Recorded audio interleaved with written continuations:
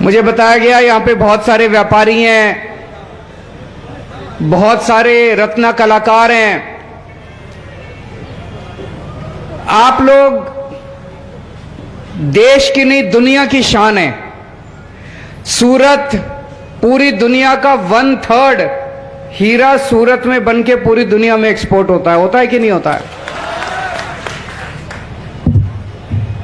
आप लोग हीरा बनाते हैं, लेकिन मेरी नजर में तो आप एक आप में से एक आदमी हीरा है, एक व्यापारी हीरा है, एक रत्न कलाकार हीरा है। और अभी मैं सुन रहा था जितनी परेशानियां आप लोगों को सरकार से कामकाज कराने में होती है, ये परेशानियां नहीं होनी चाहिए, क्योंकि मेरे हिसाब से सूरत के हीरा व्यापारियों को और हीरा रत्नकारों को भारत रत्न से सम्मानित किया जाना चाहिए। जिस तरह से आप देश की अर्थव्यवस्था के अंदर सहयोग कर रहे हैं और इतना बड़ा देश के लिए इतना बड़ा काम कर रहे हैं कि पूरी दुनिया के अंदर आज सूरत का हीरा पूरी दुनिया में फेमस है। मैं नेता नहीं हूं, मुझे लच्छेदार भाषण देने नहीं आते। मैं भी आपकी तरह एक व्यापारी वर्ग से आता हूं। मेरे दादाजी की कॉटन मिल होती थी, मेरे दादाजी की एक दुकान होती थी, मेरे नाना जी की भी एक दुकान होती थी। एक व्यापारी को काम करने में कितनी तकलीफ होती है। 24 घंटे खून पसीना करके काम करता है, सरकार को टैक्स देता है, अपने बीवी बच्चों का पेट भरता है, दान पुण्य का काम करता है, मंदिर को पैसा देता है, कुछ दान का काम करता है, और उसके ऊपर भी पूरा सिस्टम उसको दबाने में कुचलने में लगा रहता है। तो मैं सीधा मुद्दे पे आता हूं। अभी इतनी सारी समस्याएं गोपाल भाई ने बताई। सबसे पहले मैं पिछले 4-5 महीने से गुजरात के कोने कोने में जा रहा हूं। बहुत व्यापारियों से मिला। कल ही मैं टेक्सटाइल व्यापारियों से मिला। उसके पहले मैं राजकोट में, भावनगर में, गांधीनगर में, अहमदाबाद में, सूरत में भी कई मैंने व्यापारी वर्ग से मीटिंग करी, वडोदरा में, कई शहरों में गया और व्यापारियों से मिला। सबने एक बात कही कि जी हमको बहुत धमकाते हैं, बहुत गुंडागर्दी करते हैं, हमारे को बहुत गाली गलौज करते हैं, हमसे पैसा वसूलते हैं, हमारा अपमान करते हैं। गलत तो नहीं कह रहा? गलत तो नहीं कह रहा? मैं मन में सोच रहा था, आप में से कई व्यापारी हैं जिन्होंने व्यापार में पैसा कमाया है। उस पैसा कमाने का क्या फायदा हुआ? अगर पैसा कमाने के बाद इन लोगों की गालियां सुनने को मिले और अपमान सुनने को मिले, फिर जिंदगी का क्या फायदा? पैसा कमाने के बाद आदमी सोचता है यार थोड़ी सी इज्जत मिलनी चाहिए। सोचता है कि नहीं सोचता है? पैसा कमाने के बाद इज्जत चाहता है आदमी, इज्जत होनी चाहिए समाज के अंदर। और इनका कोई कार्यकर्ता फोन करके धमका देता है, गाली गलौज करता है, गंदी गंदी गालियां देता है, गुंडागर्दी करता है। ये सही नहीं है, इसको बदलना है। और ये चुनाव है जिसमें आप इसको बदल सकते हैं। अभी तक 27 साल में आपके पास मौका नहीं था, आपकी मजबूरी थी कि आपको इन्हीं की पार्टी को वोट देना पड़ता था, इन्हीं की पार्टी को वोट देना पड़ता था, विकल्प नहीं था आपके पास। इस बार ऊपर वाले ने विकल्प भेजा है। इस बार आप बदलाव ला सकते हैं, इस बार पूरी व्यवस्था को उठा के पलट सकते हैं। दोस्तों, मैं जानता हूं कि ये बहुत धमकी देते हैं, इसलिए आपके लिए खुल के सामने आना बड़ा मुश्किल है। आप इतनी भारी तादाद में आ गए, मैं सलाम करता हूं आप लोगों को। नहीं तो आदमी को डर लगा रहता है ये वीडियो खींच के कभी उनके पास ना चला जाए, वीडियो खींच के कभी हमको तंग ना करें। चिंता मत करना, सब कुछ बदलने वाला है। हमारी सरकार आ रही है, आम आदमी पार्टी की सरकार आ रही है। किसी को कुछ नहीं होने दूंगा, मैं किसी को कुछ नहीं होने दूंगा। चिंता मत करना, बस 10 दिन और रह गए। 10 दिन के बाद तख्ता पलट रहा है इनका।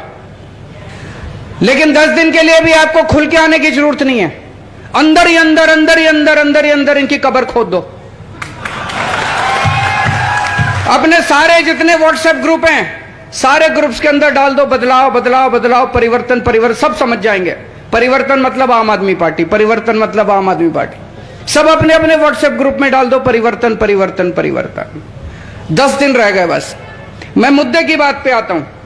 मुझे बताया गया प्रोफेशनल टैक्स लगता है, दिल्ली में नहीं लगता, अब से गुजरात में भी नहीं लगेगा।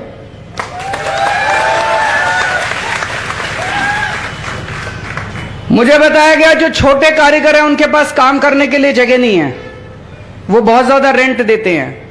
जीआईडीसी की मदद से आप लोगों के लिए जगह क्रिएट करनी चाहिए, हम करेंगे। आप लोगों को बहुत सस्ते में या फ्री में जगह मुहैया कराई जाएगी ताकि आप लोग सस्ते में अपना काम कर सकें, आपको ज्यादा रेंट देके आपको काम करने की जरूरत ना पड़े। सबसे बड़ी परेशानी है धोखाधड़ी की। माल ले जाते हैं, पैसे नहीं देते, यह सबसे बड़ी परेशानी है। इसको मैंने कई व्यापारियों, टेक्सटाइल वालों से भी कल बात की, उन्होंने भी बताया कि यही सबसे बड़ी परेशानी है कि माल ले जाते हैं, पैसे नहीं देते, पैसे फंस जाते हैं। माल लेके कोई पार्टी भाग गई, कई सारे व्यापारी एक साथ डूब जाते हैं। इसके लिए कानून लेके आएंगे, कानून लेके आएंगे। और यह समस्या केवल सूरत की नहीं है, यह समस्या केवल गुजरात की नहीं है, यह समस्या पूरे देश की है। आज पूरे देश के अंदर व्यापारी के सामने सबसे बड़ी परेशानी यह है कि पेमेंट फंस जाए तो पेमेंट आती नहीं है। पुलिस में जाओ, जो पार्टी भागी होती है वो पुलिस वाले को पैसा देके उल्टे आपके ऊपर एफआईआर करा देते हैं, उल्टी एफआईआर हो जाती है। होती है कि नहीं होती है? उल्टी एफआईआर हो जाती है। इसको बदलेंगे, कानून लेके आएंगे, आपकी एफआईआर भी होगी और आपकी पेमेंट भी वापस दिलाएंगे। आपकी पेमेंट सुरक्षित करेंगे, पेमेंट वापस दिलाएंगे। ऐसा कानून बनाएंगे आप लोगों के साथ मिलके कि वो कानून न केवल गुजरात, पूरे देश को दिशा देगा। हर राज्य के अंदर उसके बाद ऐसा कानून पास होगा, ऐसा मेरा दिल कहता है।